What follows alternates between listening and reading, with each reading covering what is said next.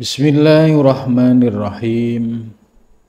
Alhamdulillahilladzi allamani biulumil ulama'il muwahhidin wal muhaqqiqin wa arsyadani ila thoriqim mustaqim.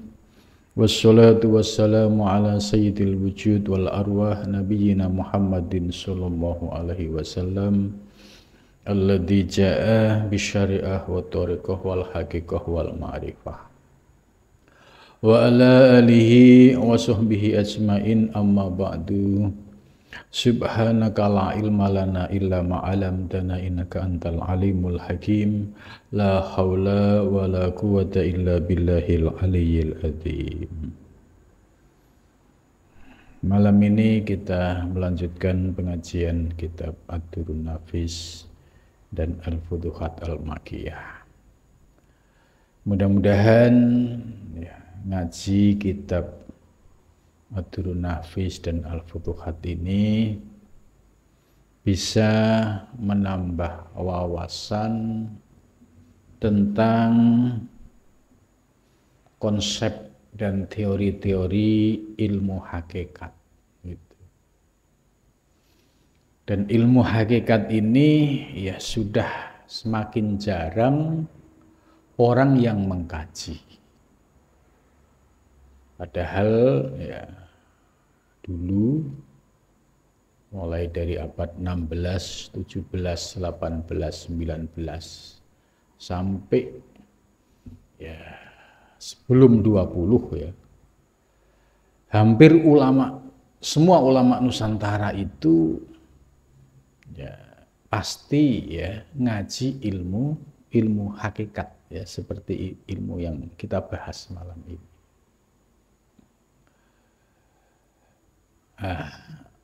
Di abad 20 ya mulai tiarap tenggelam ya karena ada fatwa sesat, kemudian oleh Belanda dijadikan sebagai dasar untuk pelarangan.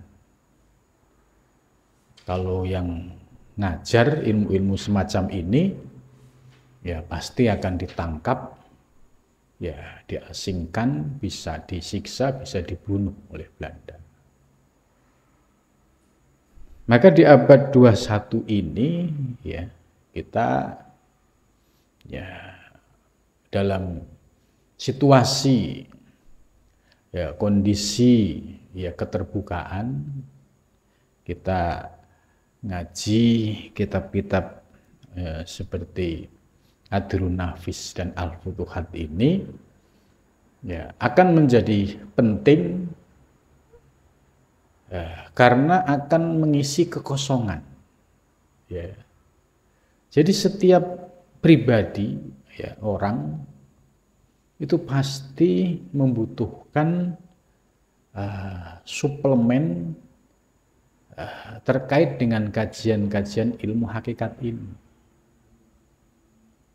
Untuk aspek lahiriah, aspek luar, ya aspek penampilan, ya hampir semua umat Islam sudah ngaji terkait dengan ilmu-ilmu fikih. Tapi ilmu terkait dengan hati, nafsu, ini sangat jarang sekali. Nah, kajian Ad-Durrun Nafis ini merupakan salah satu karya ulama Nusantara, Syekh Nafis Al-Banjari, yang merumuskan konsep-konsep ilmu hakikat secara sistematis. Ya, sumber induk ilmu hakikat itu ada di Al-Futuhat Al-Makkiyah. Ya. Jadi kalau ada orang ngaji ilmu hakikat itu, mesti rujukannya kitab ini. Termasuk Syekh Nafis Al-Banjari ya di dalam kitab ini juga merujuk pada kitab Al-Futuhat Al-Makkiyah. Nah, Syekh Nafis berhasil merumuskan konsep yang praktis. Jadi untuk memahami hakikat ya secara teori, konsepsi ya, itu dengan ngaji kitab Ad-Durrun Nafis ini mudah dipahami, Ya, dengan catatan ngajinya itu komplit, gitu. Ngajinya itu utuh, pemahamannya utuh. Ya, tidak ngaji, ya kemudian terus istirahat. Nah, kemudian apa yang dia pahami seperti kayak ibarat memahami gajah baru membahas soal ekor. Kemudian dia ya berkomentar soal gajah itu seperti apa, dipahami sesuai dengan ilmunya. Oh, gajah itu ya kecil gitu, seperti ekor itu. Nah, ini gambaran bagi orang yang memahami ilmu hakikat ini harus utuh. Sebab ilmu hakikat ini sumbernya ya merujuk pada Al-Qur'an, pada Al-Hadis, ya. Dan ulama-ulama muhakkikin ya mengurai ilmu hakikat ini untuk membantu para muridin, para salikin supaya memahami secara lebih mudah. Maka dalam memahami ilmu hakikat seperti Durrun Nafis ini harus tetap berpegang pada Quran dan hadis.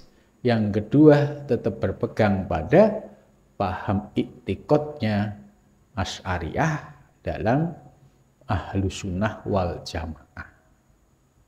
Jadi prinsipnya itu, Quran hadisnya harus kokoh, kemudian paham iktikadnya tetap berpegang pada iktikad Asy'ariyah, Maturidiyah, ya.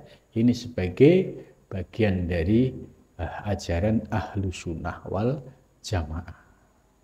Kalau berpegang pada ini, insya Allah tertib, bisa menempatkan mana aspek syariat, mana aspek hakikat, sehingga dalam prakteknya sinergis.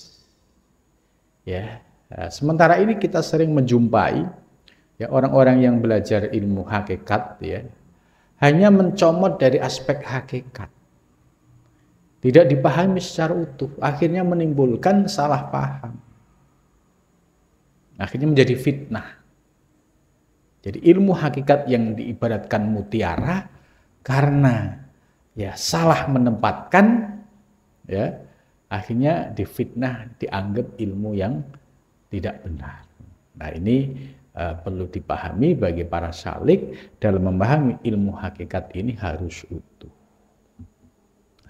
Pembahasan dalam ilmu hakikat yang diurai oleh Syekh Nafis dalam Durrun Nafis ini meliputi 4 aspek ya, aspek tauhid ya. Yang pertama tauhidul af'al. Tauhidul af'al itu mengesahkan semua perbuatan. Nanti akan kita urai secara tuntas. Yang kedua, tauhidul asma.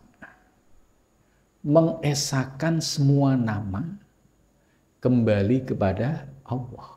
Ya, kalau tauhidul af'al mengesahkan semua perbuatan, semua gerak-gerik ya kembali kepada Allah. Kemudian yang ketiga, tauhidul sifat. Mengesahkan semua sifat kembali kepada Allah. Dan yang keempat, tauhidul dzat, mengesahkan ya semua zat kembali kepada Allah Subhanahu wa taala. Nah, 4 konsep ini harus dipahami ya satu persatu secara detail. Qala musannif rahimakumullah wa nafa'na bihi wa bi ulumihi fid darini amin ya rabbal alamin.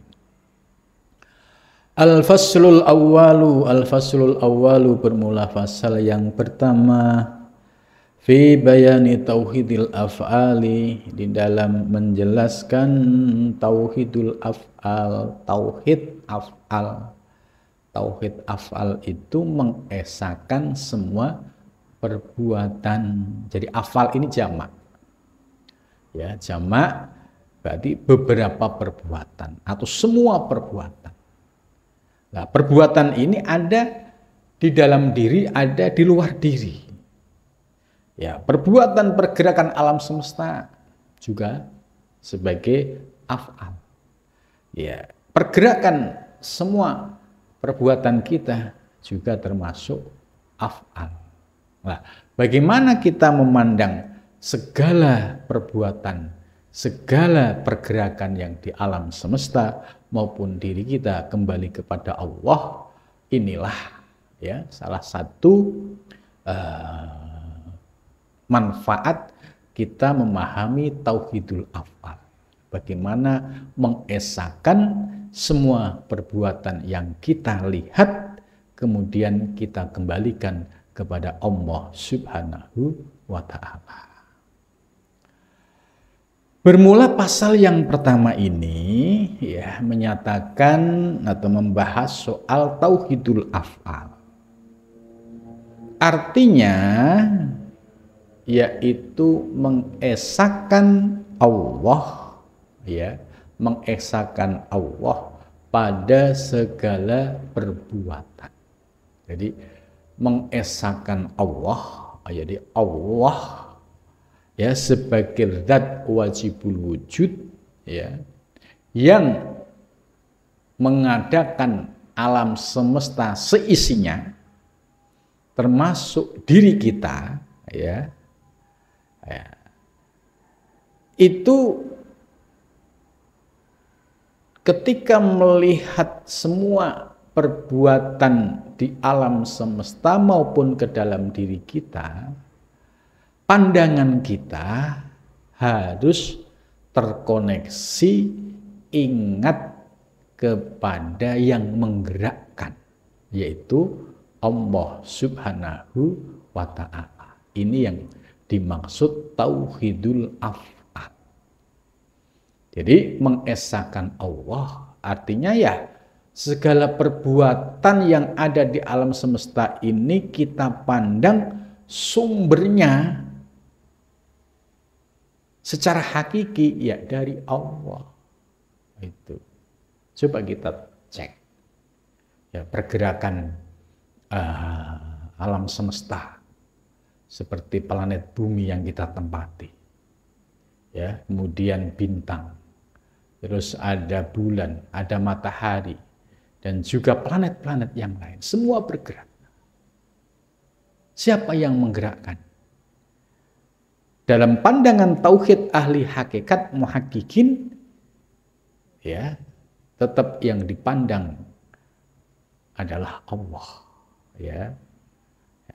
Terkait dengan bumi seisinya, ya Allah yang mengadakan bumi seisinya, Allah yang menciptakan seluruh makhluk yang ada di bumi seisinya, termasuk Allah yang menciptakan diri kita. Artinya apa? Bahwa semua yang ada di bumi, ya, di sekitar kita, termasuk ke dalam diri kita, hendaklah dipandang kepada fa'il al-hakiki, penggerak yang sesungguhnya, yaitu Allah Subhanahu wa ta'ala. Semua makhluk di muka bumi, ya, rezekinya sudah dijamin oleh Allah. Gitu. Wa ma min dabatin fil ardi illa ala wa rizquha. Ya, wa ma min dabatin, tidak ada ya hewan melata di bumi ini, ya, fil ardi illa ala. Semua rezekinya dijamin. Artinya bahwa Allah lah yang mencukupi, yang memberikan rezeki semua makhluknya. Ini pandangan tauhid. Seperti burung, ya, dijelaskan baik di hadis maupun di sumber lain, ya, pagi berangkat, ya, dia bergerak entah kemana, di mana Allah sudah menyiapkan rezekinya. Pulang sore sudah dalam keadaan perut kenyang. Begitu juga manusia, ya. Rizkinya sudah dijamin oleh Allah. Hanya proses untuk memperolehnya perlu cara, perlu mekanisme. Kalau rezekinya itu sumbernya ada di kantor, di Sudirman, ya biasanya ada proses melamar kerjaan dulu. Oh, dia sudah lulus dari perguruan tinggi karena persyaratannya harus lulus S1 misalnya. Nah, kemudian akhirnya diterima. Pada saat sudah diterima, bekerja, kemudian mendapatkan rezeki, ini yang kebanyakan manusia lupa di sini. Ya, bahwa rezeki yang dia peroleh melalui gaji dari kantor ini, sesungguhnya ini rezeki dari Allah Subhanahu wa Ta'ala. Kenapa? Ya, semua sudah diatur oleh Allah. Kita diberikan sehat walafiat, diberikan ilmu oleh Allah. Ya, kemudian kita juga diberikan misalnya memenuhi persyaratan, ya, seperti ijazah S1 atau S2 atau S3. Lah, ketika kita mendapatkan rezeki, ya ini harus dipandang secara tauhid bahwa rezeki itu sumbernya dari Allah Subhanahu wa Ta'ala. Jadi wa mimma razaqnahum yunfikun. Dan dari apa yang telah aku rezekikan kepadamu, ya yunfikuna, mereka mengeluarkan infak. Gitu. Nah, di sini akhirnya kalau orang yang paham, oh iya ya, saya bisa bekerja di sini, diterima, ini semua sudah anugerah Allah, kemudian saya mendapatkan gaji, ya tidak lupa dengan perintah Allah. Yunfikun, tidak lupa mengeluarkan infaknya, mengeluarkan sodakohnya. Nah, pada saat mengeluarkan infak dan sodakoh ini sebagai bentuk syukur pada saat kita menerima rezeki dari Allah, ternyata Allah selalu memberikan perintah yunfikuna. Ya, mereka membelanjakan hartanya yaitu di jalan Allah Subhanahu wa Ta'ala. Nah, ini kehidupan yang nyata, ya. Tapi berapa persen orang yang mampu memandang bahwa aktivitas dia, ya, di kantor, ya, sesuai dengan profesinya, kemudian pada saat mendapatkan rizki mampu memandang kepada Allah, kemudian yunfikuna, ini ya bisa dihitung dengan jari, artinya langka. Maka dengan mengkaji tauhidul af'al ini, ya akhirnya membuka cakrawala kita, ya wawasan kita. Oh iya ya, ternyata dalam memandang apa yang ada di alam semesta ini tetap harus mengembalikan kepada penggerak yang hakiki. Siapa penggerak yang hakiki? Yaitu Allah Subhanahu wa Ta'ala. Loh, kan ini hasil kerja kerasku. Nah, ini contoh orang yang terhijab, merasa ini kerja kerasku, ini gaji hasil ya profesional saya gitu. Nah, dia tidak sadar yang memberikan ruh dia siapa. Nah, kalau dia sadar yang memberikan ruh ya di dalam dirinya sehingga badannya sehat, matanya normal, telinganya normal, jalan normal, dia tidak pernah ingat itu, bahwa itu Allah yang memberikan fasilitas sehat walafiat, itu Allah. Ya, semua aktivitas kita bisa berjalan normal karena di dalam diri kita ada ruh, dan ruh itu min amri Rabbi. Ya, coba yang sombong seperti itu dikasih sedikit aja sakit, ya, baru dia sadar, oh iya ya, ternyata ya kita harus bersyukur kepada Allah. Itu. Maka di zaman modern seperti ini ya, ketika orang hidup sudah mulai orientasinya hedonisme, ya materialisme, ya, maka ngaji ilmu hakikat seperti ini menjadi penting untuk mengisi kekosongan ruhani kita. Oh iya ya, hakikat aktivitas kita ternyata Allah yang memberikan anugerah, kita bisa bergerak, kita bisa bernafas, kita bisa bekerja, kita bisa mendapatkan gaji. Oh, ternyata semua dari Allah Subhanahu wa Ta'ala. Maka kalau kita sudah melatih diri kita dengan cara pemahaman secara hakikat tadi, ya, lambat laun kita akan diberikan kemudahan memandang semua objek, semua af'al, semua pergerakan. Oh, kembali kepada penggerak yang hakiki, yaitu Allah Subhanahu wa Ta'ala. Maka pada saat kita memandang yang hakiki, ya, penggerak yang hakiki, memandang Allah, itulah yang disebut praktek syuhud. Itu. Jadi matanya memandang, kemudian hatinya mengembalikan kepada Allah Subhanahu wa Ta'ala. Pada saat orang tawaf, ya, itu kalau kita mau tafakur, ya, ada pergerakan, ya, selama 24 jam, ya, orang melakukan tawaf. Nah, itu dibuat latihan pada saat posisi kita itu berada di Masjidil Haram. Semua bergerak dari rukun Hajar Aswad, terus ketemu, ya, rukun Syam, rukun Irak, rukun Yamani, sampai Hajar Aswad lagi, gitu. 7 kali, dan terus datang silih berganti, dan para malaikat pun dan para aulia pun juga, ya, melaksanakan tawaf di sana. Itu.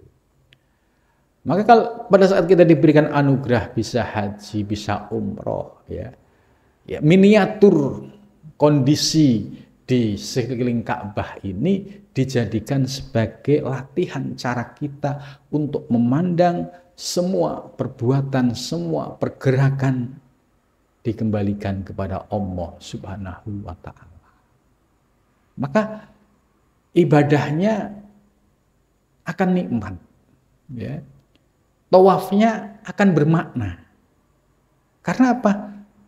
Memahami sisi asror dari pergerakan orang yang tawaf, ya, mereka tawaf, ya, mentowafi Ka'bah, Ka'bah sebagai simbol keesaan Allah Subhanahu wa Ta'ala.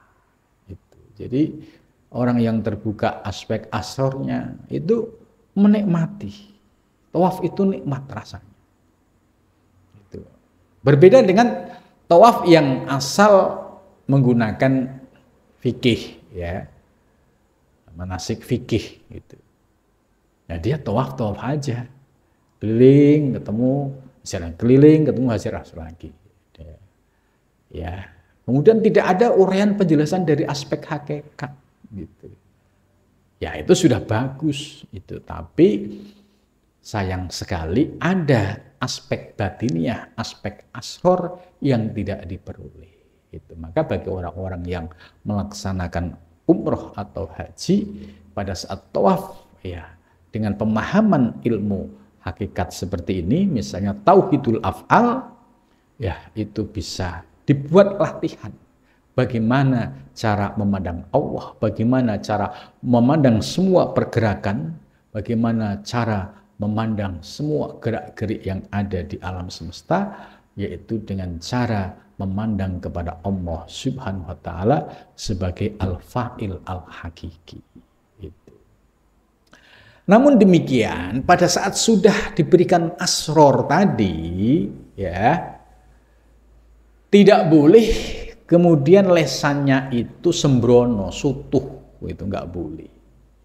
Mengungkap apa yang dirasakan baik secara lisan maupun tulisan nggak boleh gitu. Karena ini rahasia ilahiyah. Maka harus paham ya batasan-batasan ini. Sebab kalau diungkapkan ya pasti akan terjadi masalah. Karena hal-hal yang sifatnya batin ya itu cukup dinikmati, dirasakan gitu. Supaya tertib ya di dalam aspek syariatnya. Dia mengikuti manasik fikih, tapi dari aspek hakikatnya dia merasakan anugerah limpahan asror ilahiyah gitu. Selanjutnya ketahui olehmu hei para salik ya. Jadi di sini audiennya orang yang ngaji ilmu Durun Nafis ini ya para salik. Salik itu orang yang sudah naik grade ya, naik posisinya, orang yang menuju Allah. Orang yang menuju Allah itu ya berarti orang yang sudah mulai memprioritaskan ya, yaitu segala aktivitasnya itu orientasinya sudah untuk Allah. Ya, bekerja orientasinya ya sudah untuk Allah, untuk mencari bekal ibadah.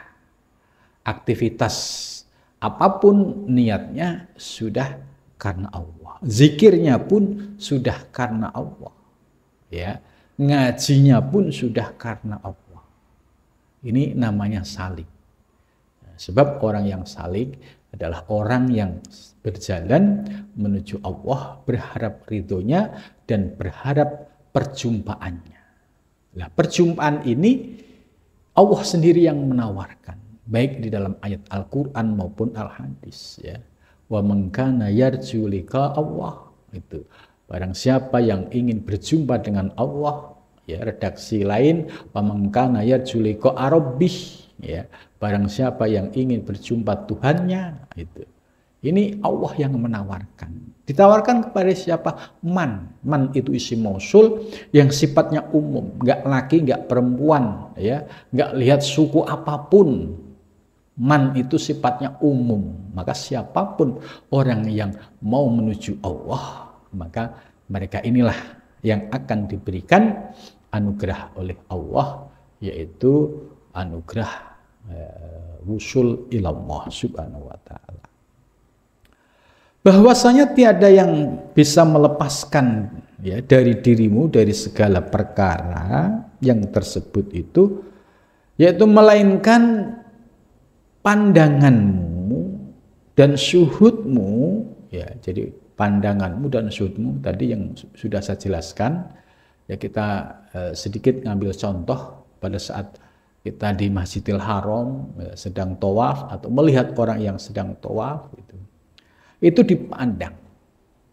Pandang itu mata lahiriah memandang objek, kemudian kita punya ilmu, ya ilmunya dipakai, ya terus dirasakan. Kemudian mata batin mengembalikan kepada Allah Subhanahu Wa Taala. Nah, ini namanya suhud itu. Jadi tidak lantas diucapkan secara verbal, secara lisan, nggak boleh. Gitu. Ya, ini masuk satohat. Satohat ini dilarang oleh para sufi. Jadi kalau ingin aman, selamat dari fitnah, ya ketika merasakan gejolak batiniah, terbukanya asror ilahiyah, ya lisannya dijaga. Nggak boleh sembarangan menyampaikan hal-hal yang sifatnya rahasia ketuhanan. Jadi suhudmu itu ya di sini harus dipahami. Mu'alif menggunakan kata suhudmu, pandangan batinmu pada semua perbuatan yang ada di alam semesta ini, semua dari Allah Subhanahu wa Ta'ala. Ya, tadi saya sudah urai ya, mulai dari yang alam kabir ya, yaitu mikrokosmos ya, bumi, bintang, planet-planet, kemudian matahari, bulan gitu. Ini makrokosmos, alam kabir. Mikrokosmos dalam diri kita. Diri kita ini juga alam, tapi alam songir. Ya. Ini harus dipandang semuanya dari Allah Subhanahu wa ta'ala. Itu. Ya, sampai di sini logika kita bisa nerima enggak? Nah, kita bisa urai. Ya. Ya. Terkait pergerakan alam semesta. Allah sudah mengaturnya secara presisi gitu. Jadi kalau andai saja Allah tidak mengatur secara presisi, kemungkinan terjadi tabrakan antara planet bisa berbahaya. Gitu. Maka di dalam Al-Quran Allah menyampaikan Alhamdulillahi Rabbil Alamin, segala puji milik Allah yang telah mengatur alam semesta secara presisi gitu, Rabbil Alamin itu, secara pas tepat gitu. Gitu. Nah, begitu juga ke dalam diri kita. Seluruh aktivitas kita, gerak-gerik kita, termasuk rezeki kita, itu juga sudah diatur oleh Allah secara presisi. Gitu. Kenapa ada yang rezekinya berlimpah gitu. Ada yang pas-pasan, ada yang kurang. Allah punya rahasia. Allah lebih tahu rezeki ini manfaat buat hambanya atau tidak.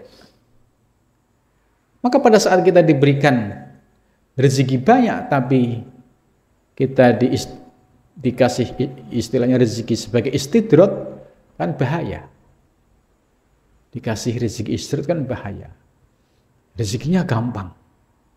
Tapi istidrot diujo sama Allah. Akhirnya bukan menambah ketaatan tapi menambah kesesatan.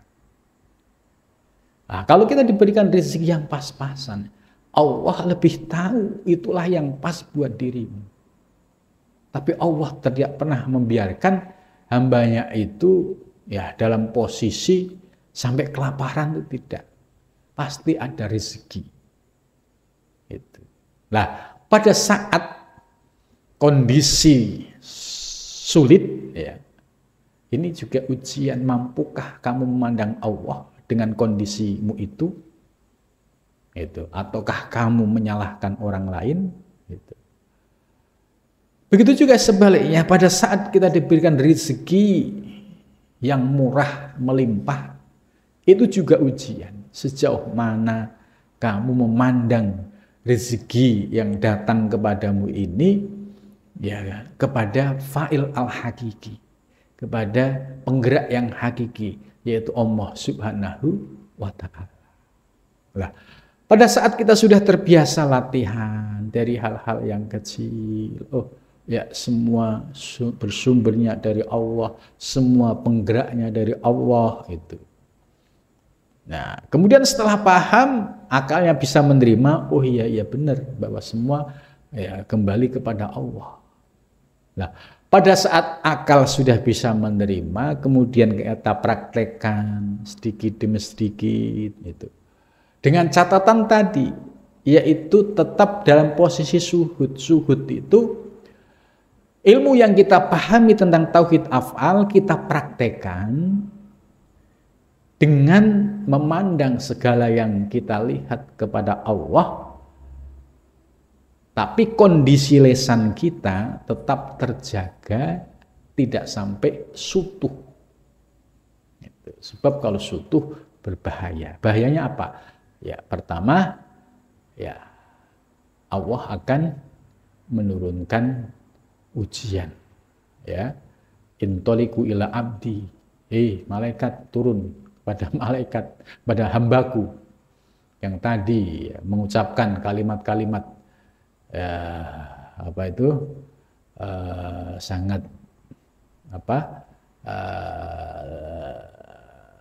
tidak lazim misalnya. Maka akhirnya diuji oleh Allah. Ya. Mampukah pada saat itu tetap memandang Allah? Nah, ini juga semakin berat gitu. Maka lebih baik kita tertib ya. Tertib itu ya pandangan kita, yaitu dengan pandangan mata hati, mengembalikan kepada yang hakiki, kepada Allah.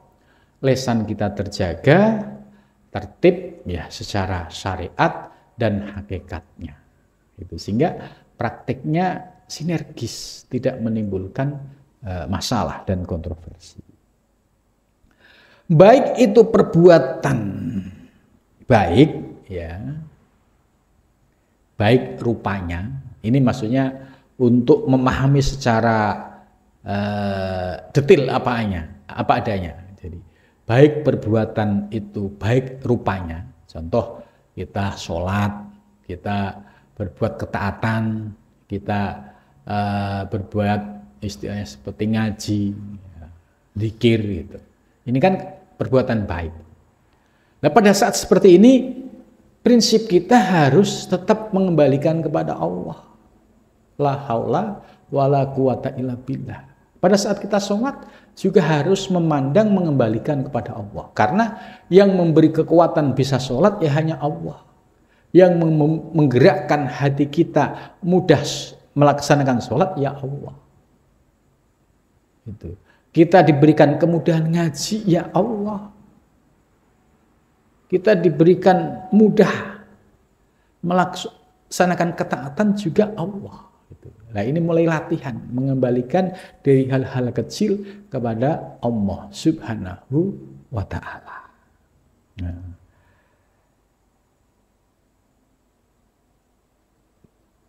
Jadi perbuatan yang baik rupanya ya dalam bentuk ketaatan tadi pada hakikatnya seperti iman dan taat.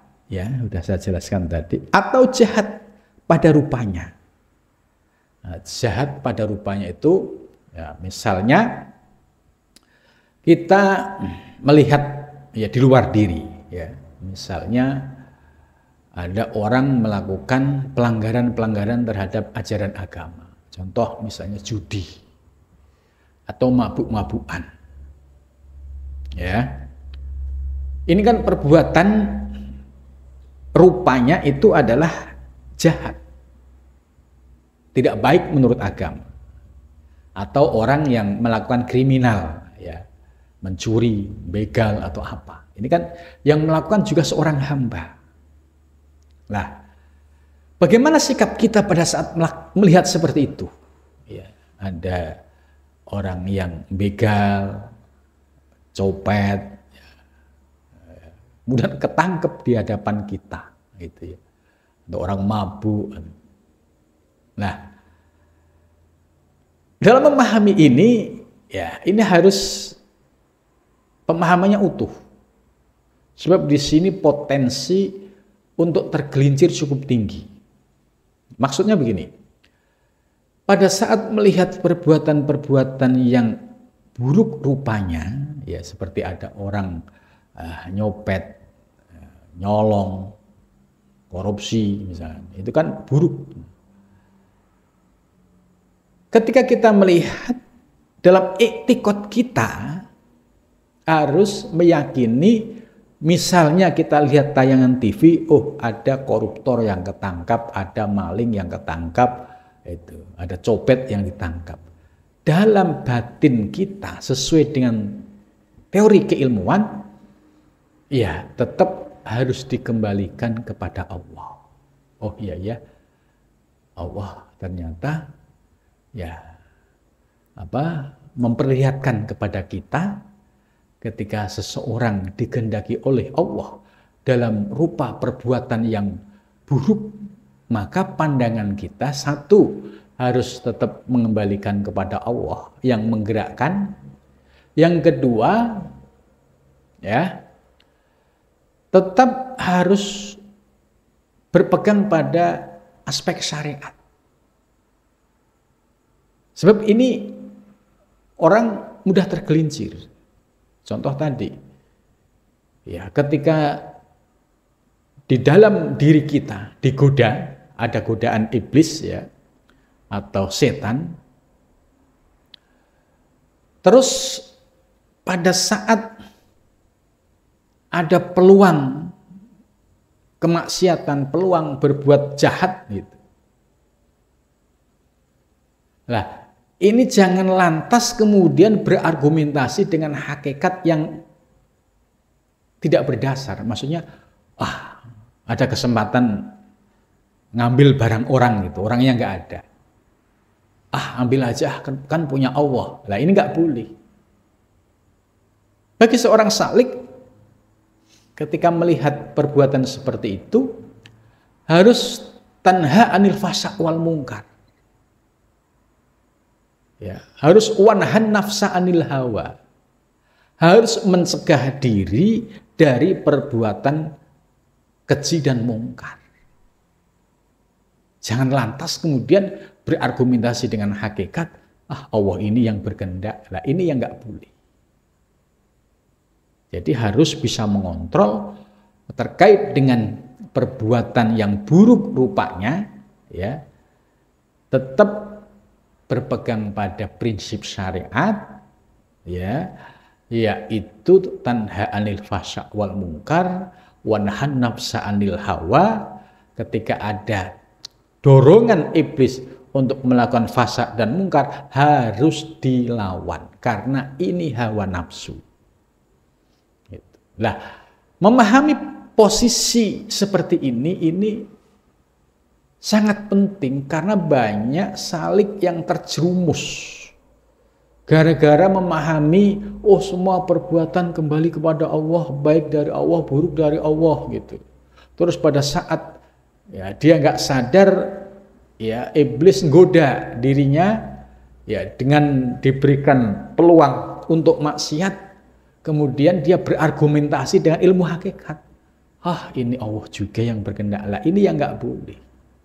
Karena posisinya sebagai seorang salik harus wanahan nafsa anil hawa, harus mampu menahan diri dari ajakan-ajakan nafsu yang negatif. Jangan dilos. Itu. Nah, ini baru praktek yang presisi. Itu.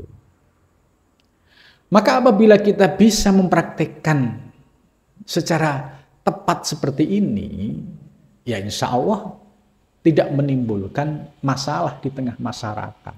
Gitu. Karena kalau belajar ilmu hakikat, terutama terkait dengan tauhidul af'al, nggak dipagari dengan yang kokoh, ini tarikan hawa nafsu untuk memanfaatkan ilmu hakikat tauhid af'al ini sangat tinggi. Dijadikan sebagai pembenaran. Contoh melihat mangga tetangga yang lagi berbuah, terus pakai ilmu hakikat, ini kan punya Allah juga, diambil. Ya, ini nggak boleh. Lihat motor tetangga nganggur, diambil. Apa? Dasarnya semua milik Allah. Lah ini pernah terjadi di zaman murid-muridnya Syekh Siti Jenar. Ajarannya benar, hak ilmu hakikat. Cuma pemahaman muridnya ini yang tidak benar.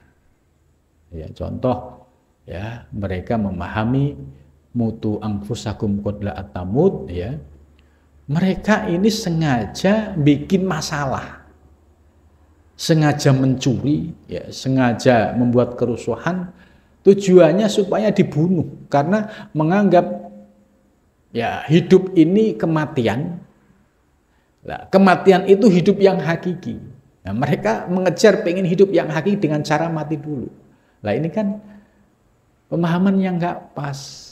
Mutu anfusakum qabla an tamutu, ini yang dimaksud matikan hawa nafsumu. Jadi hawa nafsu yang ada di dalam diri kita yang selalu mengajak kepada fasad dan mungkar, ini yang harus ditahan, dicegah. Jangan sampai dilepas, dilos. Karena kalau dilepas, dilos, berarti kita tidak mampu mengendalikan diri.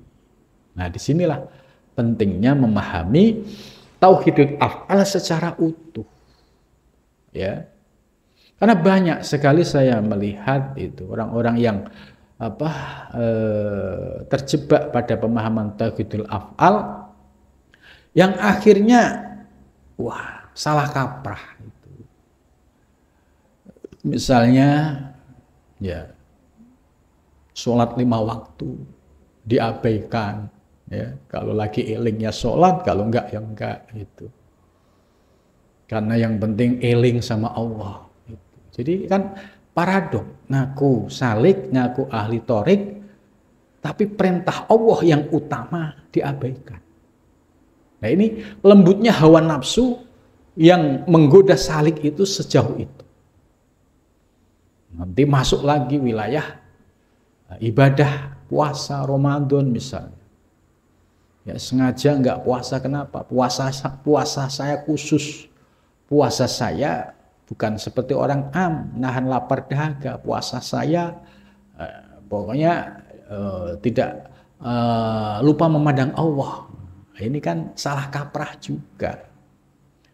Ya, siapapun itu mau salik mau wali, ya harus tunduk pada syariat Nabi Muhammad SAW. Kalau syariatnya puasa ya harus menahan lapar dan dahaga, ya harus diikuti. Soal kualitas batiniahnya, misalnya dinaikkan dia menahan hawa nafsu, ya ini yang istimewa. Dinaikkan lagi selama puasa tidak ada yang diingat kecuali Allah, ini istimewa lagi. Tapi tetap dalam koridor syariat lahiriah. Gitu. Jadi nggak boleh kemudian meninggalkan syariat ya dengan atas nama hakikat itu. Ada juga godaan, ya misalnya ada peluang kemaksiatan. Ya nafsunya pasti mengajak, karena karakter nafsu ya pasti tujuannya ingin memalingkan seorang hamba dari Allah. Kalau pada saat ada tarikan hawa nafsu untuk melakukan fahsya dan mungkar, tapi nggak dikontrol dengan baik, kemudian dia pura-pura ya lupa, gitu. Terjadilah perbuatan fahsya dan mungkar, kemudian beralibi beralasan, ini kan perbuatan Allah. Lah ini yang nggak boleh. Ini sudah melakukan fahsya dan mungkar, tetap harus ditahan ya sesuai dengan aturan syariat dan prinsip-prinsip ilmu hakikat itu. Jadi ini yang paling krusial tuh di sini.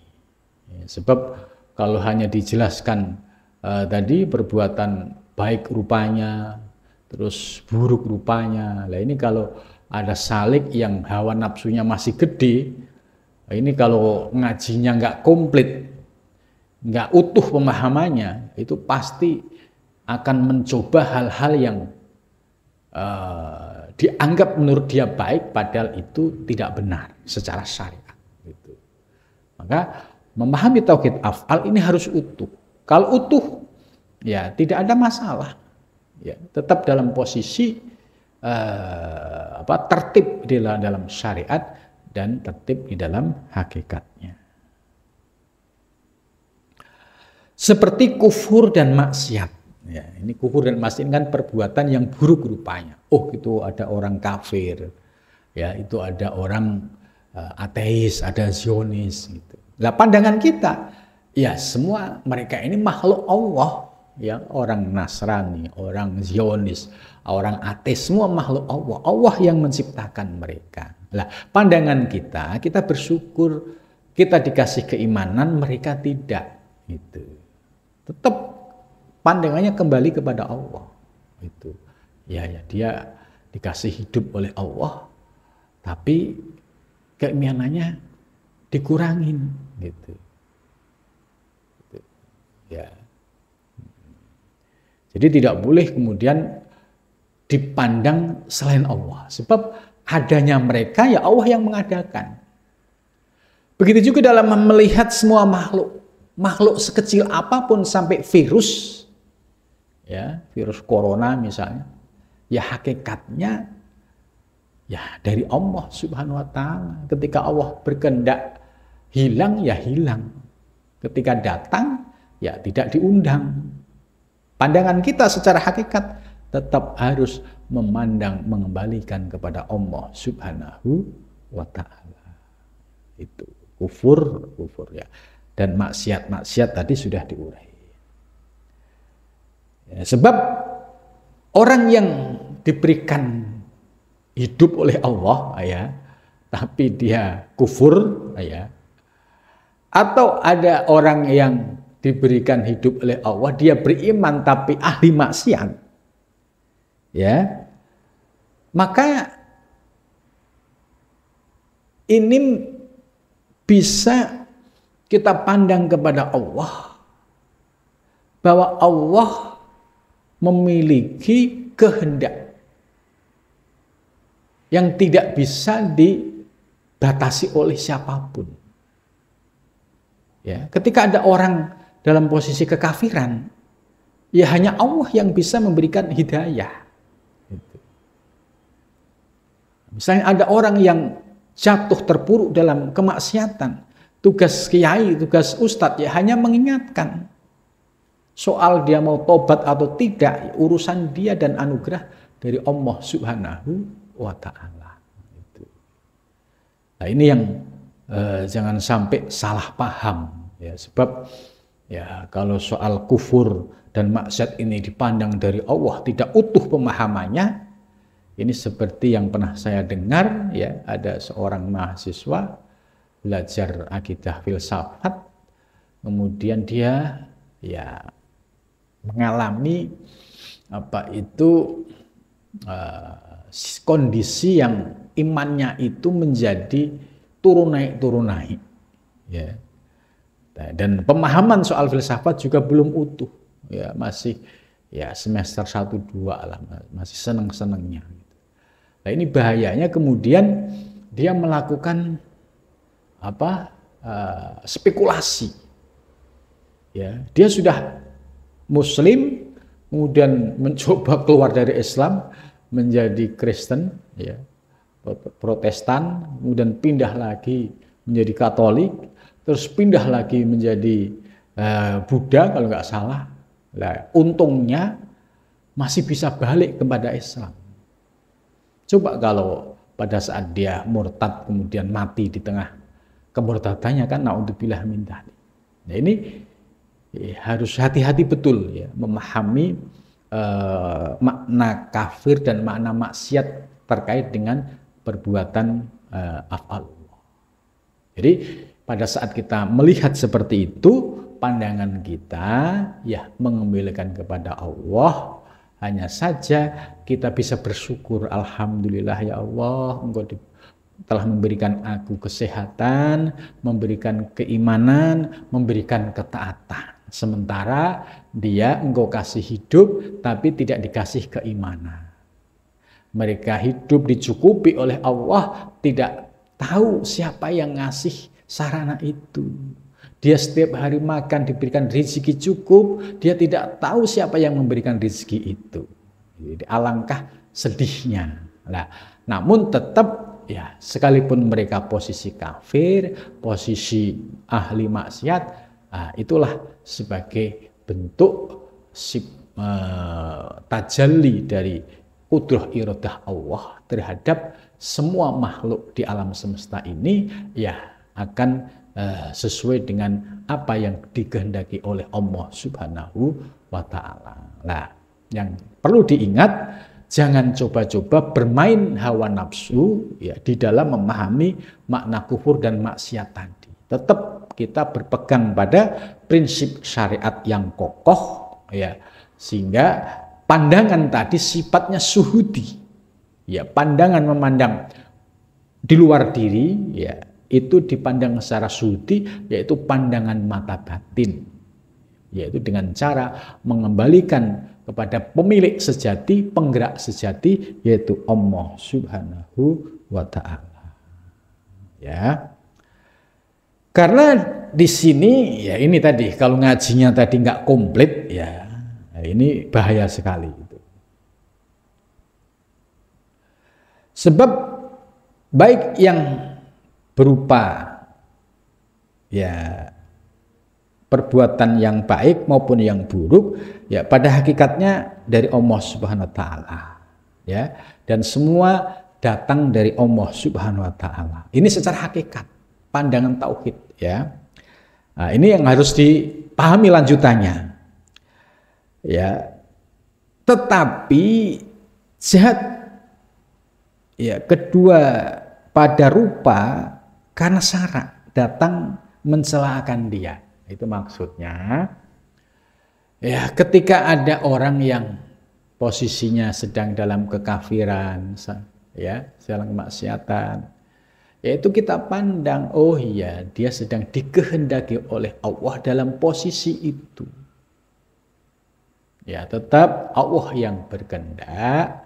Lah, tugas kita ketika melihat kondisi seperti itu bisa diambil ibrohnya.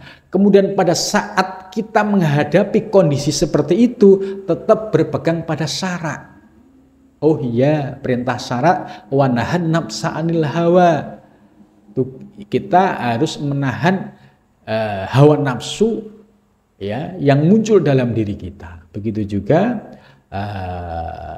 di dalam ayat lain ya tanha anil fahsya wal munkar, bahwa Allah itu tidak menyuruh hambanya untuk melakukan perbuatan fahsya dan munkar. Oh, ayatnya jelas, sumbernya jelas, berarti kita disuruh terkait perbuatan yang maksiat harus mampu menahan hawa nafsu, tidak dilos, tidak diikuti kemudian dengan dalih ini dari Allah. Ini yang salah. Ya, jangan sampai tergelincir pada pemahaman itu. Sebab kalau tergelincir pada pemahaman itu pasti akan bulet. Yang bulet itu ya akhirnya rusak semuanya. Syariatnya tidak tertib, hakikatnya tidak tertib. Nanti ujung-ujungnya ya nggak sholat. Karena ya dianggap ini semua atas kehendak Allah, atas kehendak. Akhirnya ujung-ujungnya nggak kerja karena memandang ini dari Allah rusak. Zikir juga sama, akhirnya ngapain zikir? Kalau Allah menghendaki saya ma'rifah. Ini padahal belitan hawa nafsu yang sedang mencengkram dirinya. Ini bahayanya. Jadi kita harus aware, sadar ada hawa nafsu di dalam diri kita. Kalau kita tidak lepas, kalau tidak mampu mengontrolnya, menahannya, maka kita akan ya dikuasainya. Nah, ini pentingnya memahami tauhid af'al secara utuh itu seperti itu, sehingga prakteknya dinamis, tidak terjadi menimbulkan tabrakan dengan syariat dan menimbulkan kontroversi. Ya, sebab seringkali ya terjadi di tengah masyarakat itu, oh itu katanya ngaji hakikat, kok nggak pernah ke masjid, itu nggak pernah sholat, itu terus tambah lagi ya katanya ya sering maksiat, gitu. Tambah lagi nggak pernah kerja, gitu. Akhirnya rusaklah nama baik ilmu hakikat ini. Itu banyak sekali penyimpangan-penyimpangan seperti itu. Maka kalau kita ngaji ilmu hakikat ini secara utuh sebagai santri, ya tidak meninggalkan ilmu yang sudah kita pahami dari pesantren. Ya waktunya sholat ya sholat, waktunya ibadah ibadah, waktunya ngaji ya ngaji, waktunya kerja ya kerja, waktunya kuliah kuliah. Ya, jadi sportif. Nah inilah yang praktek yang ideal. Mudah-mudahan Allah Subhanahu Wa Taala memberikan anugerah pemahaman kita yang utuh sehingga semakin kokoh pemahaman hakikat kita dan praktek syariat kita. Amin ya rabbal alamin. Sudah 21.19 ya ngaji, kalau ditambah 1 kemalaman.